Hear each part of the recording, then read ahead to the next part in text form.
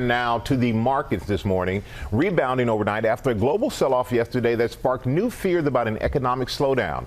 Our chief business correspondent, Jarvis, is here to break it down. Good morning to you, Rebecca. Good morning to you, Michael. And let's start with the numbers. It was the worst day on Wall Street in nearly 2 years. You see it across the board there. The S&P 500, that's what's in most 401ks, down 3%. And the NASDAQ, that's the tech names, those high-flying tech stocks attached to artificial intelligence. They were hit the hardest. But as you say, Michael, the markets have been rebounding overnight. And despite that, we're hearing the R word, recession, being thrown around again. Can you give us a reality check on that? Yeah, this is really important here, Michael. So you take the stock plunge coupled with Friday's disappointing jobs report. That has put this recession talk back on the table. And no doubt there are people who do not feel great about this economy. In fact, many people do. Consumer confidence is mixed.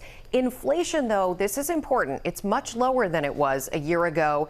And while the chances of a recession have gone up, economists do not believe we are in one now because jobs are still being added in the economy. 114,000 jobs last month.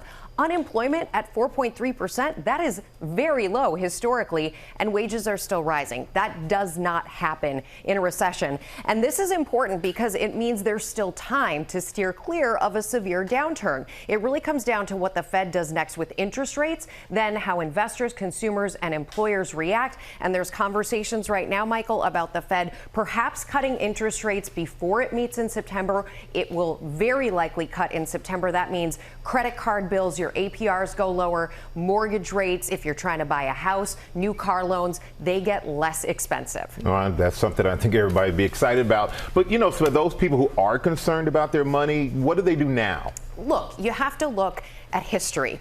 And historically, when we hit rough patches like this one, they take some time to work through. But we do get through. The so-called market corrections, that's when stocks fall 20% on average. They last 4 months, and they take 4 months to recover from. We're nowhere near correction territory at this point. Each of the big three indices are still up for the year. The other thing that you can do is if you have savings in the bank, lock in a CD before the Fed cuts rates. It is the difference between getting paid 5% for your money versus 0.05% in a traditional savings account, Michael. All right, Rebecca, we always appreciate your expertise. Thank you. Thank you.